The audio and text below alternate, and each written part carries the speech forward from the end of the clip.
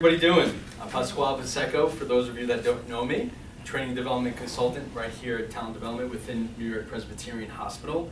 And I've been in this industry for now close to 11 years in the organizational development and training field. And I'm really looking forward to this session in regards to influence and persuade. A long time ago, early on in my career, when I first joined a consulting firm, I was asked to lead an initiative.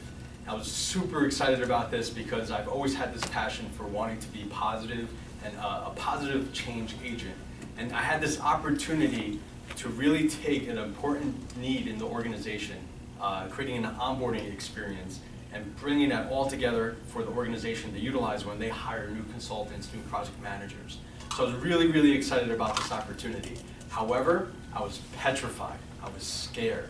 I was scared because I went from this kind of one with the team, the cheerleader, the motivator, and next thing you know, I'm now chairing this initiative where my peers were people that are going to be reporting to me. And I was just so petrified because how can I get them to do what I need them to do in regards to this initiative? Added complexity to that is also regarding that they were my peers. They had their own major and their own priorities with their true work that they were getting paid to do. Some of those priorities were competing with what we needed to accomplish as an initiative. How many of you could experience with, in regards to working with cross-functional departments, working with your peers, having to get something done, but you all have your jobs to do? How many of you can experience? Absolutely. I wish I knew back then what I know now about influence and persuade. If I only knew back then that there was actual tactics and techniques that one could master to become influential, my life would have been so much easier. Good news, I stumbled, I found my way, and there's always tactics and techniques that we're doing normally to be our successful selves. In the next 90 minutes, we're going to really cover specifically what are all 9 tactics. 9, that's right. We've partnered with MindGym. MindGym is a great vendor that we're using to bring in research-based, highly interactive content within New York Presbyterian Hospital.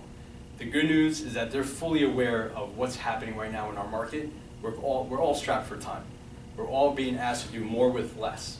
And they know that. So what they've done with their content is pull in tons of worlds of psychology and related science that backs everything that we're about to present to you. So they have powerful research-backed techniques that we're going to present in a highly interactive short window of time. But with that, it's not really a training session, it's a workout. And they're dedicated to helping us work out our minds, making sure we're using it effectively. We're not going to change you. You're beautiful how you are. However, we're going to really dig into how do we actually utilize the thing that we have, our mind, more effectively to make us successful and, dare to say, make life maybe a little bit easier in our day-to-day. I know that's a bold statement to make, but we're going to go ahead and make that. So my only request as we get started is there's going to be some moving around, there'll be interactive activities. Get involved. The more we get involved, the more we'll get out of this session.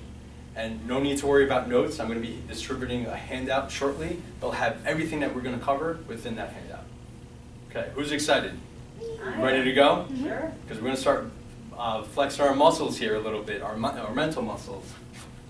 So what we're going to cover today in the next 90 minutes, this is our mind map. Our mind map is basically our journey together as a team as we discover how do we become great influencers and persuaders. This is basically our agenda. What we're going to get into is the context. What is influence and persuade? What are the effective skills that make influence and persuade? We'll talk a little bit about blocks and releases. Then we're going to review all of those 9 tactics. Each one separately, so you can truly get the sense of what each 9 are, the pros and cons, and how do you, most importantly, how do you take this back into your workforce? We'll get into some practice. The most important thing that we could do here is making sure we're going to quickly utilize everything we're going to cover right into this workout. So we're going to get into groups, into pairs. We're going to begin practicing using these techniques so we're all prepared to be masterful with them when we get back to the workforce. Finally, we'll have a conclusion. The conclusion will just wrap up some quick tips, additional tips for each of us to remember, and we'll leave with some further resources if we're ready to dig deeper after the session. Okay, what questions do you have so far? That's it. So we're going to get right into our first challenge. So we're gonna get right into our first challenge. There's every other chair, there's a marker behind your chair. So, Adriana, thank you very much. You have your marker.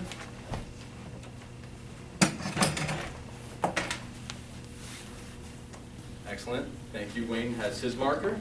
If you do not have a marker, no worries. The objective right now is we need to get that marker from our peer.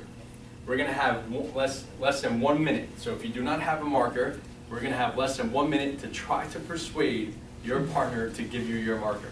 So why don't we go ahead and get started. Hi. I see you have a marker there. I do. Maybe. What? Oh, wow. I was wondering That's what great what looking can marker. Yeah, I I do love this to color, too. maybe share that marker with you? I would love to. You know, I think that borrow that. one of the things that I need to do is draw a picture using that marker. It's a lovely It's blue scented. marker. Right. And you It know has a what? I would nice even be happy to thin paint or you a thick picture too. point. 30 seconds. Yeah. 30 So seconds. what can we what can we do Oh, wow. so That's that I you, can you want a share? marker? No marker. No Why, marker. why don't I find a red marker that could give you that? What do you mean, a What do little you while? use? Because I'm the very person I want- territorial. I'm drawing this picture for doesn't I like understand red. it. So how about we But I have a beautiful shade of red. 10 seconds. If you wish you did, but no. 5 seconds. Where's 4, your desk? I'll come and 3, get it from you in 30 2, seconds, 30 minutes. 1. Pause. Oh, just made it. Just made it. Okay. So, what was that like for you? For the ones that were trying to get the marker, what was that like for you? I felt like it was like talking to a brick wall. Okay. What? So I noticed that you do not have a marker in your hand. Right. So what approach did you try? I tried to ask her what would it take for me to get that marker from her, but I wasn't going anywhere. Okay. Nina, you were able to get a marker. Yes, but I started out by complimenting the marker and realized he will not give me the marker if I keep talking about how awesome it is. Okay. The compromise came when I just asked, can I have it? And he said, I'm very territorial. And I said, why don't I have it for a very defined period of time? And we were able to negotiate based on that. Okay, great. So these are great, this is great debrief, because what we're hearing in this is that the same objective was for us to achieve the marker. However, Jan and Nina both tried different approaches.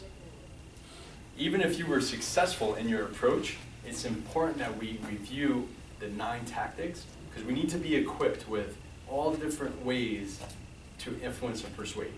So as Nina was mentioning before, she tried with some flattery, make them feel good, and notice quickly this approach is not working. So then you took a totally different approach. Whereas Jan, in your situation, you started with, let me ask a question. Let me ask, what is it that I could do for you in order to get that marker? So even if you were successful, we need to keep in mind we're dealing with all different objectives. We're dealing with different people. We're dealing with different situations. So that's why it's really powerful that we explore what are 9 tactics. How do we have that in our back pocket so at any given time we know which one to take out based on the situation, based on the person. That's what's going to make us truly effective, because we need to adjust our course. All right? So let's define what is influence and persuasion. Nina, do you mind reading the definition? Sure. What is it? Influence and persuasion means causing people to think, feel, or do something that you would like them to think, feel, or do. To do this, we need to create an influencing strategy. Yes. So your objective was to get that marker. And I had you jump right into that challenge immediately, so that there was no time. But in that ideal world, we want to create that influence strategy. And then we're going to be going back to that concept. What's our influence strategy throughout the next 90 minutes? When we review what influence and persuasion is, what are some reactions you have towards that definition? That it comes across as manipulative. Ah, excellent point. I'm glad you brought that up. In so many sessions, everybody has that feeling of, this feels like we're manipulating people, trying to get something out of them. I'm gonna stretch us a little bit. What would you say is the difference between manipulation and the definition that you're reading now? And this is for anybody in the group. see, I would think that manipulation is when you're getting them to think, feel, or do what I want them to think, feel, or do. Yes, that's absolutely right. Anybody else, anything else to add? Yeah, so manipulation, as Adriana was saying, is all about, I want that person to do exactly what I need them to do for my benefit. So I'm going to add on to your words, Adriana. My benefit. It's all about me. I'm actually going to be devious, maybe a little mischievous to get my way. Whereas influence and persuade is taking in the other person's point of view. It's for either the relationship that you have with the individual or for the greater good that you're trying to accomplish. So influence and persuasion is incorporating all of that. Are we clear about what the distinction is? Mm-hmm. Yeah. Excellent. So, when we think about expanding that context of, you know, moving from that marker to what we really do day in and day out, what's going on currently within healthcare that makes this concept of influence and persuasion critical to our industry right now? There's a lot. I mean, we're dealing with issues with Pasquale. Okay, so tell me more about those issues. Well, we want to make sure that our patient satisfaction numbers are where we want them to be, and that people know what we want them to answer when they take the survey, and the importance of answering the survey right. So there's a component of ensuring that the patients and family members are educated on the press game. What else?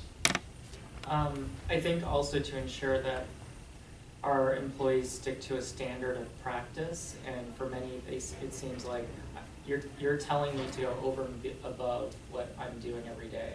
So it's to get them to keep doing So everybody in the organization is kind of feeling this weight of, I'm trying the best I can, and it could feel or be perceived that you're asking me to do more. How much more can I do? So getting them, getting employees put on the same page as far as these are behaviors we need you to be doing. What else? Anything else? I think a lot about the projects that I have going on. My staff, I feel like we're okay. It's the folks who have to approve my budget, my project, they're the stakeholders, and I don't always feel like I can persuade them that there's just no getting past a barrier. Yes, Nina, thank you so much for sharing that, because what Nina's doing is helping us see that with all this healthcare reform, all the changes are happening, specifically in her role, there's a day-to-day, I need my superior, my upper management to approve the budgets, my strategy. So Jan and Adriana, thinking about all of the things that are happening and great input from before, but what specifically, how does this affect your role and what you're trying to accomplish? These changes, the essence of patients truly understanding the press gaining, staff understanding their standard behaviors. I think it's getting my team to take the time, even though they think they don't have time, to take the time to engage the patient and their family so that they see that we care and that it's not just patient number 63 in bed number 43. Yes. So ensuring that your team is understanding that we're all on that one mission, that we all care about what we're trying to do. Mm-hmm. Right.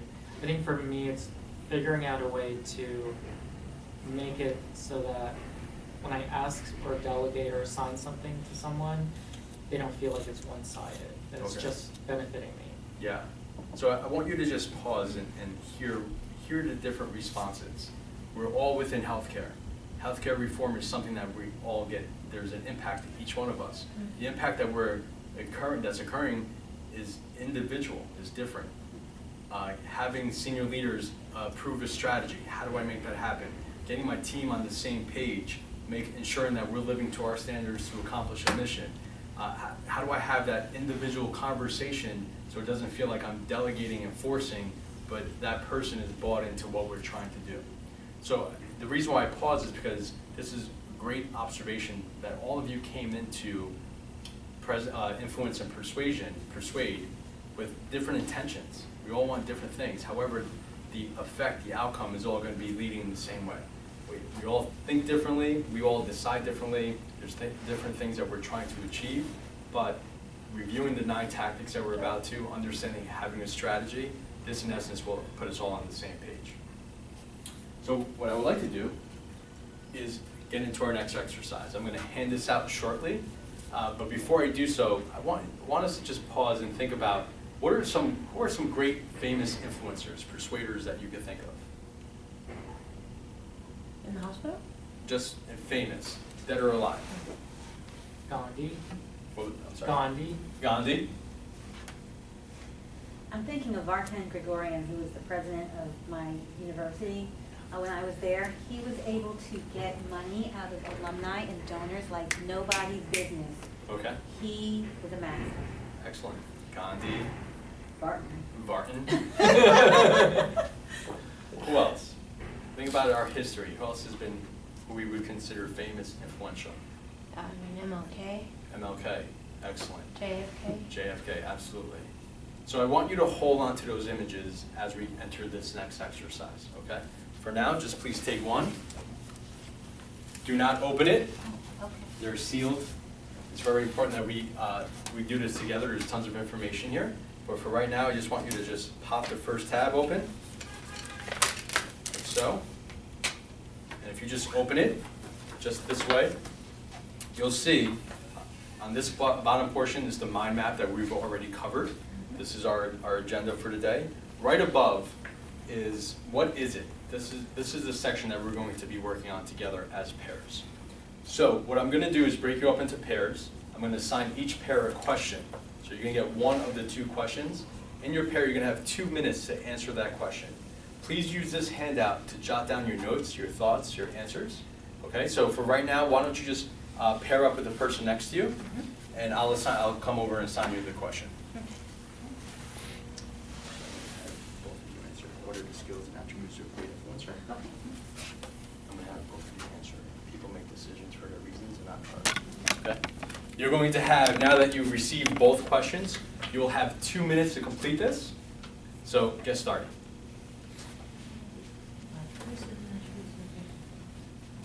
I think they listen. They're a great listener.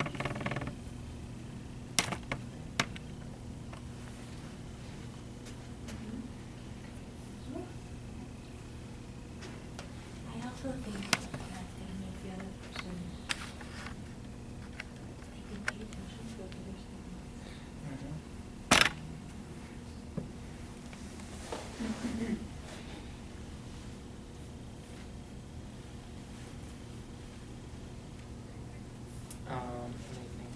like listening for them. Yeah, so that's what you have. Yeah. Oh, it's in- yeah.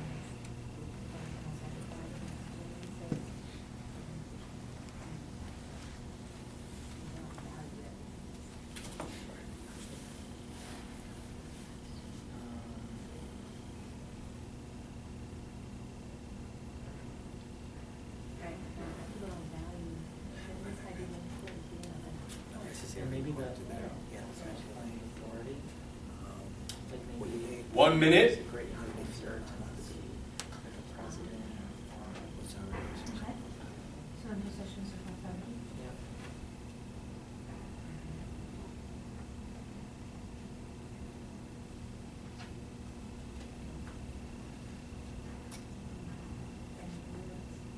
Sure.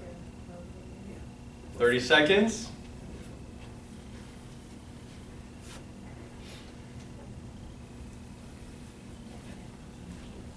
Mhm.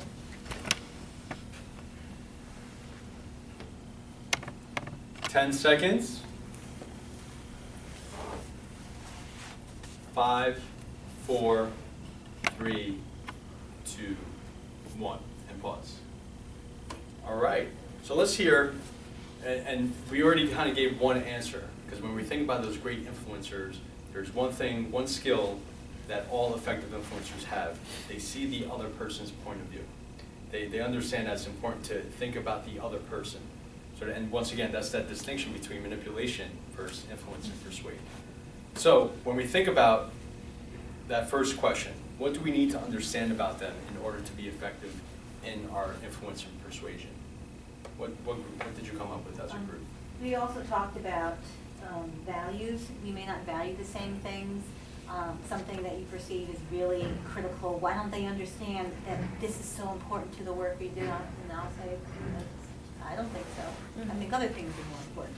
We also talked about the relationship that we might have if I even like you, or respect you, or if I hold you in high esteem. And rewards and motivators. Is it intrinsic or extrinsic? So what's their true motivator? Do they enjoy those kind of external things, or is it more intrinsic? And thank you for bringing up that notion of the relationship.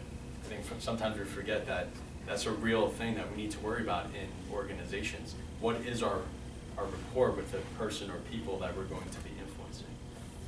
And in this group, what are some skills and attributes of a great influencer? Great listener. They think about what's in it for both parties that are having the discussion. They make a really good case, too. And I feel like they just tend to be in positions of authority. So they tend to be in positions of authority. Can you tell me more about? Yeah, I find that really great influencers tend to be like presidents or directors or managers and so on. Yeah, so I absolutely, there's some high authority figures that are great influencers. I would like to also challenge us. Do you always need to be in a position of authority in order to influence? I don't know that I agree with you always have to be in a position of authority. I think that's that whole concept of leading from behind. Okay. That you don't have to be top of the house. Yeah. To influence. Absolutely. And what examples do we have kind of in our history where people that were not in authority were kind of those great influencers? Well, let's think about Forrest Gump. While a fictional character, he was not president of the United States. He wasn't a captain of an army. He was one person. He went for a run. He started fishing for shrimp. And then found himself able to motivate people, which was the great thing about his story, you know? Ron, Forrest, Ron, yeah. So, Yes. and when we think about the actual, absolutely, that's a great example as far as a fictional character. When we think about our own history, what about Rosa Parks? You know, it's a great example of not somebody in authority. So, Jan, not to say that people in authority are not influential. I just wanted to expand our definition to say that really anybody can have that competency to be influential. So let's review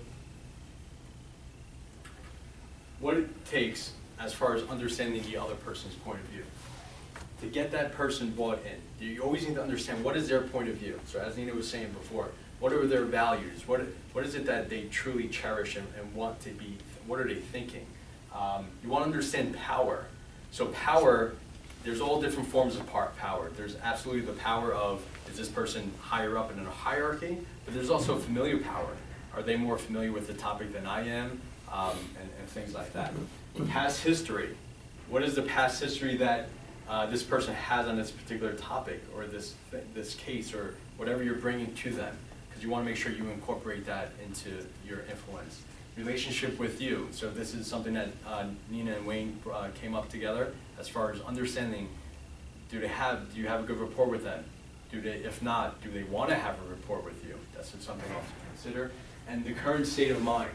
Current state of mind doesn't necessarily mean are they psychotic or not, even though in organizations you may be dealing with some psychotic individuals.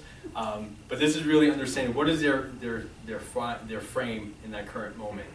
We've all had those bad days, or you know your leaders, they've had their bad days. Those might be the days where you're not wanting to go up to somebody and propose a new idea. They may not be open or receptive. And when we think about the great skills and attributes that Adriana and Jan brought together, the empathy, the listening, having a case, bringing that logic, these are all great answers. There's just one more that I want us to really be mindful of.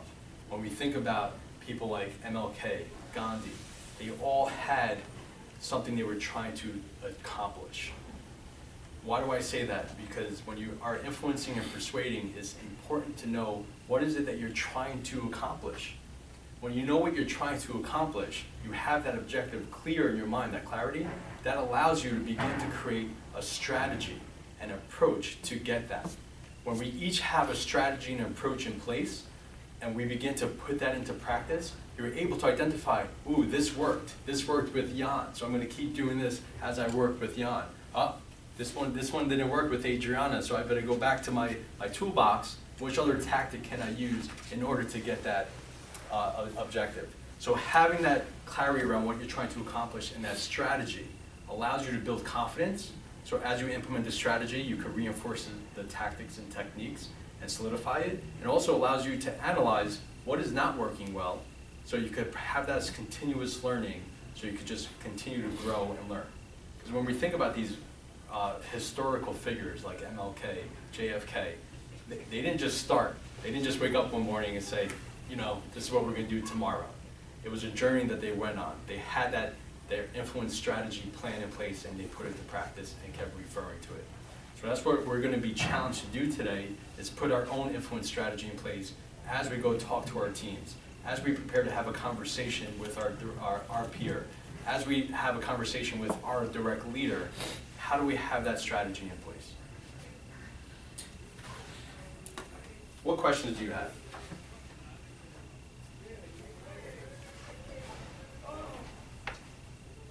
So what I would like to do is an additional exercise, but I'm going to ask everybody to stand up. And what I'm going to do in a moment is going to put you in a line. In the line, I'm going to give criteria. Once we have that line formed, I'm going to break you up into pairs and give each pair another assignment. Okay? So what we're going to do is think about the last time you were emotional in a movie. So you were watching a movie and you got emotional. It could be any emotion. Okay? So if that happened within the past 7 days, stand over here.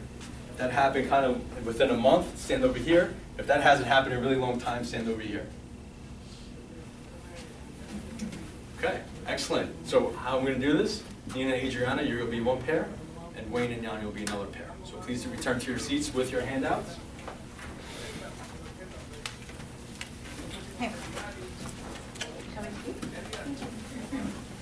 So right now, we're kind of looking like this. You can completely open it. And what we're going to do is focus on this section, self-talk, blocks, and releases. So we all understand now the critical importance of having an influence strategy. And we're going to begin to get into the tactics so you can begin to strategize for your own objective. The number one thing we need to focus on is making sure what is the one thing we could do to ensure our success. And what we found, and what research has found, is that sometimes the way we think and believe about an action actually creates a consequence that occurs. So sometimes we think that a behavior creates a consequence, when in fact it's the belief about the behavior that truly creates the consequence. So what does that mean as far as the world of influence? We could get in our own way. We could absolutely get in our own way. Recently I had an example where I had to go to a peer. I had this genius idea as far as great education. I was going to change the world, change the organization, just make so much great things happen. And as I was having this conversation, what I didn't recognize was, before I went into the conversation, I had an assumption about this individual. This assumption was, this individual just doesn't care. The hidden message behind that was, I'm not going to be able to help this individual care. So I believed, even early on the onset, there was no way for me to help this person care. So needless to say, in my great conversation, and as my chest was puffing up and getting all excited and patting myself on the shoulder as far as how genius I am, it was no wonder that I didn't receive that type of reciprocation back. In fact, I received, none of that's going to work, so let's just do it this way. And that's kind of when I just tucked my tail and said, okay, we'll just do it your way. So we could get in our own way. So within your pair right now, I want you to take 2 minutes. Think about, what are all the blocks? Blocks being defined as the inner things we tell ourselves that could get in our way. What are all the blocks? So think about what your objective was when you just shared with us, with your team, with your peer, with your leader. What could be all the blocks that you're telling yourself? In addition, we're going to begin to release them. Because according to cognitive behavioral therapy, the belief is if we could catch the block and we could change the block and release it to a new, healthier thought or action, we'll be able to get better results. For the next 2 minutes with your peers, come up with as many blocks as you can and identify some of the releases. Go ahead and get started. first block, I can think of, because it's, that's more work for them. Not, Okay. other person didn't. A block for me would be fear of failure. Good at this. Okay. I'm thinking that I'm not a manager. Yeah, what if we have to go to somebody Right. And then- more senior? Yep. Yeah. That's very nice. I have a big Um, Okay. what else? About, should think of some releases. You'll have 1 minute, 1 minute's left. Ensure you got a few blocks and start thinking about some of the releases. Work for them. More work. Oh, we should think about it. Yes. Start thinking about some of this could be.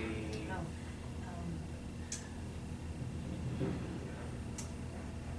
Let's go to the next one. Read it. Good Fear luck. of failure. Good release. A release could be, a thought release could But be, you make Yeah. three. um, I didn't hear it. just because I feel that this one doesn't What's my mean I'm bad at influencing the persuasion. Okay. I'm sure there were other times in my life when I was Yeah. successful. Weird fail. This one. Wayne really looks the marker. I might have to confiscate that. 30 seconds. The same thing for the second one, what's the evidence that the person's smarter and more experienced?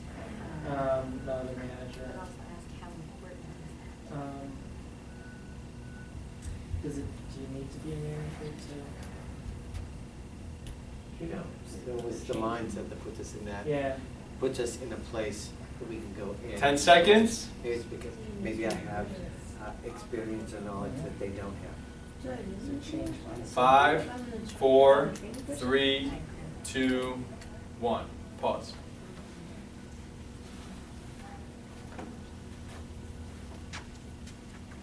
So let's debrief. If you're comfortable sharing, what are some blocks that you came up with? More work for them. More work for them. Okay. So what I'm about to do, or my request, is going to actually overwhelm them in some kind of way. Yeah. Meaning, okay, so I'm about to overwhelm them. Yeah. It's kind of the hidden message. Mhm. What are some releases for that? I think we were stuck on that one. Oh, no problem. So let's open this up. Do you mind if we open this up? to the rest of the Please, group? yeah. So for everybody. So what I'm about to do is going to overwhelm them. What's the release that we could have? Why are we assuming it's going to overwhelm them? Maybe it's just the thought of having more work that makes them feel burdened. And maybe that's an easier way to deal with it, to help them manage it, rather than this wave is coming over you. Mm-hmm. Right. I don't say, what's your evidence? Okay. What's your evidence? So what is really drawing into what's going to overwhelm? What's validating that? So let's not make that assumption. Great. Thank you for sharing. Let's hear another one. One that we thought of was that I lack industry experience. I was hired to do this work, but I have the credibility because I don't have a career in healthcare. Okay. So I don't have the expertise. I'm not sure. I don't have that credibility. That's one I think we could all relate to, because in our careers we have been asked and will be asked to do things that perhaps we've never done before. So this is a great block that, this is a block that we all could relate to. So what is a release that you came up with that? What came up for that one? Ask yourself, do I need to be? Okay. Yeah, so having that moment of pause and saying, all right, do I need to be an expert in healthcare? And if there's some useful knowledge, where can I grab those critical nuggets, but do I?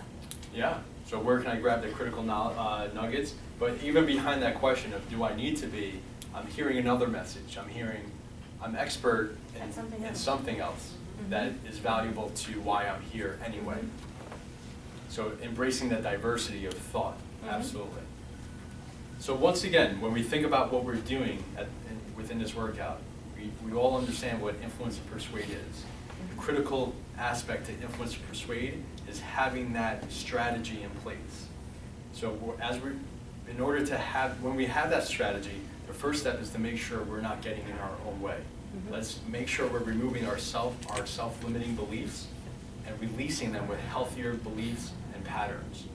So we're going to now jump into the 9 tactics. I'm going to review the first 4.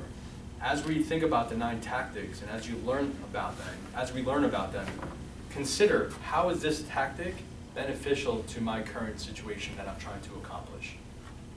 Okay, so if you actually give me your handout, I will now finally allow you to pop open the second tab. And what you'll see here is all the information that we're about to cover. So if we open that up, and we're going to begin to review the tactics. So we're going to cover reason, inspire, ask, and feel good. What questions do you have? Excellent. So reason, our first tactic. Reason is all about pulling in that logic, having the data, the pros and the cons, ensuring that we create a case. Jan before said great influencers have a case that they make. So this is a common one that we all utilize, where we bring in the facts, the stats, the data. We rate out the pros and cons of the proposal, the idea that we're about to implement. Most of the time, we tend to stop at reason and we don't incorporate anything else, or we tend not to identify the high quality data that we should bring in, which could kind of make our reasoning a little weaker.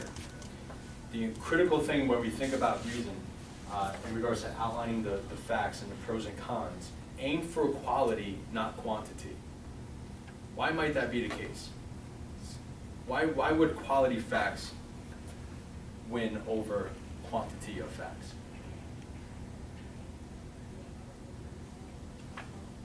Because I don't want to give the person all the holes to poke in my theory. Okay, yeah. So we don't want to give the person all the holes to poke in our theory. Yeah. Absolutely. So when we start thinking about the weaker facts, that might actually reduce the credibility to our reasoning, because individuals can harp on those weaker facts. So aim for those quality facts. Jan, it appears that you're thinking a little bit about reason. Yeah, I think that if I were the person receiving just a huge number of facts that are low quality, I would almost feel like I was being dumped on, and I wouldn't be interested in talking to you. I'm receiving that visual of that pushy car salesman in a lot. You know, have this fact, have this fact, have this fact, and we kind of taint the reason behind it. Absolutely. The key word behind reason is the word because. So there's a cause and effect. We have the data, we have the stats. So before, we were all kind of pointing out to MLK, JFK, Abraham Lincoln, Gandhi. We were talking about these kind of influential leaders. And they are great visuals and reminders of the next tactic, inspire. Inspire is all about compelling towards people's emotions, their values, creating this vision of a greater future. This is where we're trying to go. This is what we're trying to accomplish. It connects people in their emotional world, because they begin to believe that that future state is so much better than where we are now. So when you hear things like MLK's famous, "I have a dream," that one day little black children and little white children will walk hand in hand. In addition to compelling towards emotions and values and painting a greater picture, a better picture, be aware of the concrete, active terminology within the statement. You could picture children, you could picture walk hand in hand. You could begin to visualize these visions that they begin to inspire us. So when you're thinking about how to use inspire, it's the end state, the ideal state is better than where we are now. How do we create that emotional connection? And how do we pull in tangible, active terminology to make it come to life? Yes, yeah. I've only been a manager for 2 months now, and Martin Luther King, my goodness, he's a great leader. How can I inspire, how can I be as inspirational as him? bring up a great point, because MLK is somebody that we all look to like, oh my goodness, there's no way, and we could all feel that way. There's no way I could ever aspire to be like MLK. First, let me congratulate you to even have that kind of awareness that MLK kind of raises the bar, and to put yourself on that paddle, that lineage of how do I accomplish that. To me, that shows you're really aspiring to be this inspirational leader. But MLK was an average person, JFK was his person. Jan Sugiharto, you're your person. Each of us bring our own selves to our world. And what's most important is that we just practice being ourselves in an authentic way, utilizing these tactics. What other questions? Excellent. So let's move on. The next one is ask. In ask, it's all about creating buy-in, having the other person take ownership. Jan did this perfectly in the first challenge. He asked Adriana, what is it that I could do in order to get that marker? He started with the ask tactic. In the ask, you explain the current situation, you do not provide solutions, you just ask the individual, how would you solve the problem? You get them to talk about the solutions. Research shows that when you turn propositions into questions, people are twice as likely to agree with the proposition. And the likelihood of rejection actually reduces. So asking really gets other people bought into where you want them to go. And feel good. Feel good is creating an environment where, so Nina actually did this in her first challenge. She said she was going to Wayne and trying to help him feel good, and she realized that wasn't really working, so she changed her tactic. But do you mind sharing, what were some of the words that you were using in the feel good? I started to talk about, boy, that's a nice looking marker. He said, yeah, it smells good, it's pretty, it's got this great chisel tip. And I said, oh, he might want that marker for himself. Okay. So you went right into creating a space where the marker was this great thing to have. Mm-hmm. Okay, excellent. So in the feel good, it's all about creating, some people might say that warm, fuzzy feeling. Mm-hmm. It's more than just flattery. It's more than just buttering somebody up. It's building that rapport, building that trust. It could be telling jokes. So when they feel you, they see you, they automatically feel like a warm presence. Mm-hmm. What is the issue if you do feel good, obviously? What could be one of the risks? You're phony. What was that? People think you're phony and you get a reputation that will not allow you to influence. Yes. We've all kind of perhaps experienced that one person that seems like they're being way too nice. What are they trying to get out of me? Mm-hmm. And that's kind of it could be perceived as manipulation. You're trying to do something in order to get something out of me. So you're not trying to connect. So be really mindful when you're using the tactic of feel good. So what I want us to do now is actually put these four into practice. We're going to have an opportunity to demonstrate this. So I'm going to show a case study. We're going to review the case study. I'm going to hand each person a particular tactic. Please do not let the other people in the room know your tactic. And your objective is going to be create a quick statement of what that tactic would sound like, and we're going to guess that together. And we're then, as a group, there's no right or wrong answers, but I just wanted us to demonstrate what does that tactic sound like in a situation, and then we'll quickly discuss some pros and cons of using that tactic. Okay? So let's review our situation. Jan, do you mind reading the first two bullets? Sure. Greg is the marketing director of Desk to Desk, an office furniture retailer. While business has been good recently, Greg has discovered that only 24% of customers repeat purchase. Excellent. Adriana, do you mind reading the next two? Sure. Greg wants to know why and is putting a team together to investigate.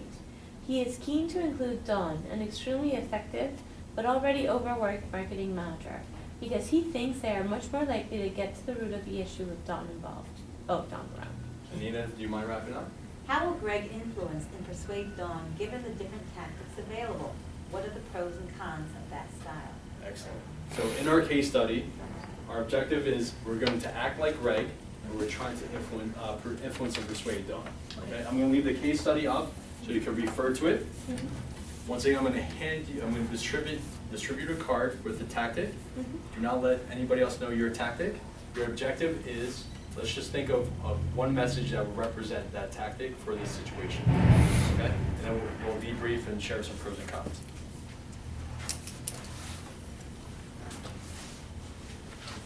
I'm going to give you 1 minute to create that message. Go ahead and get started.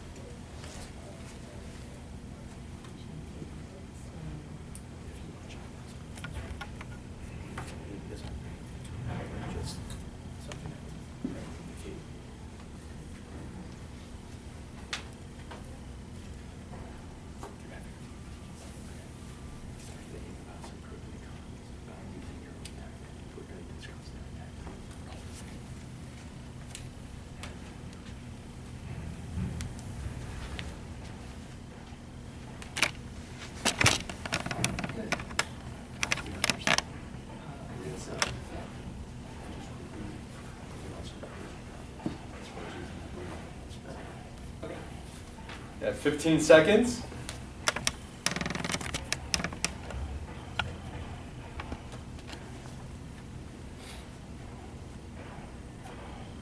Ten seconds.